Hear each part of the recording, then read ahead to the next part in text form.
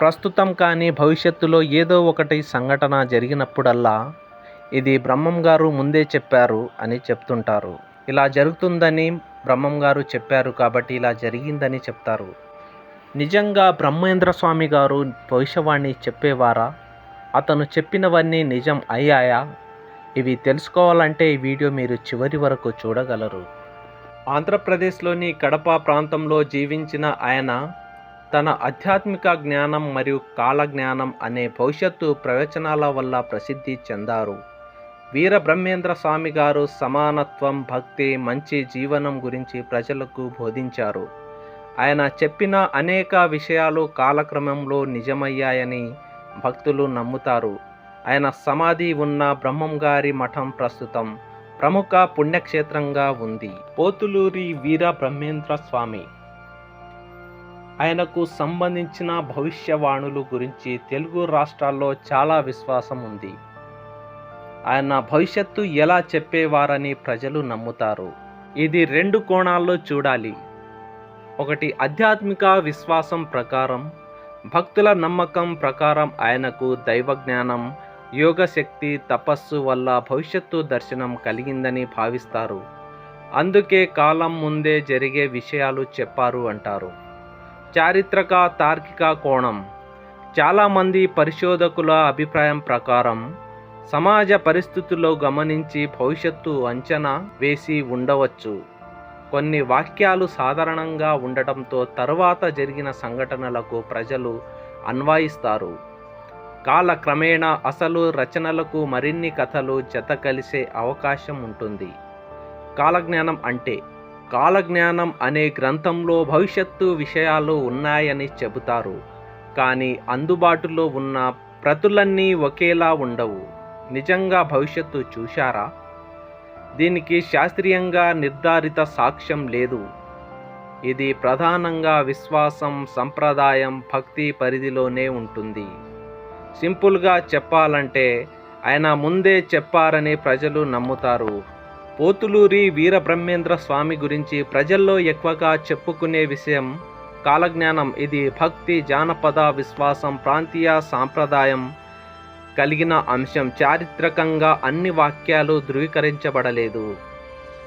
ప్రసిద్ధ భవిష్యవాణులు ప్రజల్లో ప్రచారంలో ఉన్నవి. రవాణా మార్పుల గురించి పోతులూరి వీర బ్రహ్మేంద్ర స్వామి ఏమి చెప్పారో చూడండి. ఎద్దులు లేకుండా బండ్లు నడుస్తాయి అని చెప్పారంటారు. దీన్ని ప్రజలు కార్లు, రైళ్లు, వాహనాలకు అన్వయిస్తారు. ఆకాశంలో ప్రయాణం. మనుషులు ఆకాశంలో ఎగురుతారు అని చెప్పారంటారు. దీన్ని విమానాలకు కలిపి చెబుతారు. సమాచార విప్లవం. దూరంలో ఉన్న వారితో మాట్లాడుతారు అని చెప్పారంటారు. దీన్ని ఫోన్, మొబైళ్లతో పోలుస్తారు. ప్రకృతి విపత్తులు. వరదలు, కరువు, భూకంపాలు పెరుగుతాయని అన్నారంటారు. ధర్మహీనత. మనస్సులో లోభం, మోసం, కుటుంబ కలహాలు పెరుగుతాయని ప్రచారం ఉంది. రాజకీయ కల్లోలం. రాజ్యాల్లో కలతలు, పాలకుల మార్పులు జరుగుతాయని అంటారు. ఇవి శాస్త్రీయంగా నిర్ధారితం కాలేవు, కానీ భక్తులు ఇలా అనుకుంటారు. కార్లు, రైళ్లు, ఎద్దులు లేని బండ్లు, విమానాలు, ఆకాశ ప్రయాణం, ఫోన్, మొబైల్, దూర సంభాషణ, ఆధునిక కుటుంబ విభేదాలు, ధర్మహీనత, యుద్ధాలు, రాజకీయ అస్థిరత, కల్లోల సూచనలు. అంటే సంఘటన జరిగిన తర్వాత పాత వాక్యాలకు అర్థం కలిపి చెబుతారు. కాలజ్ఞానం అసలు చరిత్ర ఏమిటి? కాలజ్ఞానం అనే పేరుతో ఉన్న రచనలు ఒకే అసలు ప్రతిగా లేవు. వివిధ కాలాల్లో వేర్వేరు ప్రతులు ప్రచురణలోకి వచ్చాయి. అంటే వివిధ కాలంలో పోతులూరి వీర బ్రహ్మేంద్ర స్వామి గారు ఒక కాలంలో రాసిన ప్రతులు అలాగే ఉండాలి, కానీ సంవత్సరానికి మార్చబడినాయి. కాబట్టి కాలం ప్రకారంగా ప్రతులు కూడా మార్చబడ్డాయి. ముఖ్యాంశాలు. కొన్ని పాఠాలు మౌఖికంగా తరాలుగా వచ్చి ఉండవచ్చు. తర్వాత కాలంలో కొత్త వాక్యాలు జత చేసి ఉండవచ్చు. అందుబాటులో ఉన్న ప్రతుల మధ్య తేడాలు ఉన్నాయి. చారిత్రక పరిశోధకులు దీనిని జానపద ఆధ్యాత్మిక గ్రంథంగా చూస్తారు. నిజం ఏంటి? భక్తి కోణం. దైవ దృష్టి ఉన్న మహానుభావుడు. చరిత్ర కోణం.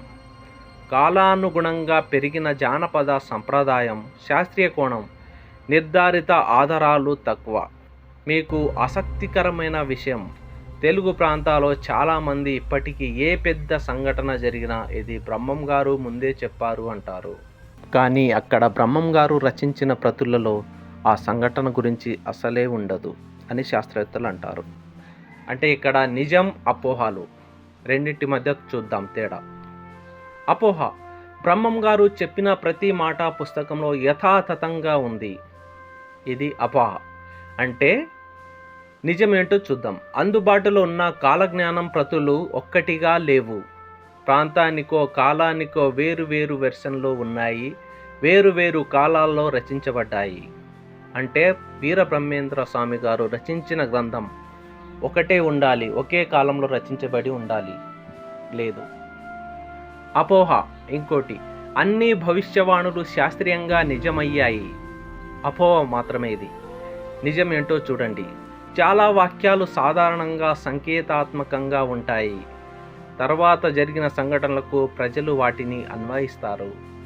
అంటే ప్రస్తుతం మనం ఉన్న కాలంలో ఏదైనా ఒకటి జరిగితే దానికి ప్రజలు ఏమంటారంటే ఇది పోతులూరి వీరబ్రహ్మేంద్ర స్వామి గారు ముందే చెప్పారు అని అన్వయిస్తారు. అపోహ: ఆయనే కార్లు, ఫోన్లు, విమానాలు స్పష్టంగా పేర్లు చెప్పేశారు అని అంటారు. నిజమేంటో చూడండి. అలాంటి ఆధునిక పదాలు అసలు పాఠ్యాల్లో ఉండవు. ఎద్దులు లేని బండ్లు, దూరంగా మాట్లాడుతారు వంటి రూపాలు చెబుతారు. కానీ ఇది నిజం కాదు అని శాస్త్రం చెప్తుంది. ఇంకోటి అపోహ: ప్రతి సోషల్ మీడియా క్యూట్ నిజంగా బ్రహ్మం గారే మాట. అంటే ప్రతి సోషల్ మీడియాలో వస్తుంది, కరెక్టేనా? బ్రహ్మం గారు చెప్పింది కరెక్టే అని వస్తుంది. ఇది నిజమా? నిజం. సోషల్ మీడియాలో చాలా ఫ్యాబ్రికేటెడ్ కోట్స్ తిరుగుతాయి. అసలు మూలం తెలియకుండా షేర్ చేస్తారు. అంటే ఒక కొటేషన్ వచ్చింది అనుకోండి, దానికి మూలం ఏదో తెలుసుకోకుండా యూట్యూబ్లో అప్లోడ్ చేస్తారు. అది చూసి మనం నిజమే అనుకుంటాం. ప్రతి విపత్తు ముందే చెప్పారు. ఇది అపోహ. నిజమేంటో చూడండి. వరదలు, కరువు, కల్లోలం వంటి సాధారణ హెచ్చరికలు అనేక గ్రంథాలు కనిపిస్తాయి. వాటిని ఏ సంఘటనకైనా జత చేయడం సులువు. చరిత్రకారులు అన్నీ అంగీకరించారు. అపోహ ఇది. అంటే బ్రహ్మం గారు రచించిన ప్రతి గ్రంథం చెప్పిన మాట చరిత్రకారులు అందరూ అంగీకరించారని చెప్తారు. ఇది అబద్ధం. నిజమేంటో చూడండి. చారిత్రకారులు, పరిశోధకులు దీనిని భక్తి, జానపద సంప్రదాయం కోణంలో చూస్తారు. పూర్తి ధృవీకరణ లేదు. మరి నిజంగా ఎలా చూడాలి? భక్తి కోణం: ఆయనను మహానుభావుడిగా, జ్ఞానిగా గౌరవించవచ్చు. తార్కిక కోణం: ఏ కోట్ అయినా మూల గ్రంథం, కాలం, సందర్భం చూసి నమ్మాలి. జాగ్రత్త: భయం కలిగించే ఈ నెలలో ఇది జరుగుతుంది టైపు పోస్టులు ఎక్కువగా అపోహలు. సింపుల్గా చెప్పాలంటే బ్రహ్మం గారి ప్రభావం నిజం, కానీ ఆయన పేరుతో తిరిగే ప్రతి ప్రెడిక్షన్ నిజం కాదు. అంటే బ్రహ్మం గారు చెప్పింది కొన్ని నిజమయ్యాయి, ఇంకా కొన్ని నిజం కాలేదు. అంటే అది బ్రహ్మం గారు రచించినది కాదు, ప్రజలే దాన్ని హైలైట్ చేశారు. ఇది బ్రహ్మం గారు చెప్పారు అనే దాన్ని హైలైట్ చేశారు. అలాంటి సంఘటనలు బ్రహ్మం గారు రచించిన ప్రతులలో ఎక్కడా లేదని చరిత్రకారులు అంటారు. మీరేమంటారు ఫ్రెండ్స్? మీ కామెంట్ రూపంలో చెప్పగలరు. ఇలాంటి వీడియోస్ మీరు చూడాలి, వినాలి అంటే ఈ ఛానల్ను సబ్స్క్రైబ్ చేయగలరు. Thank you for watching.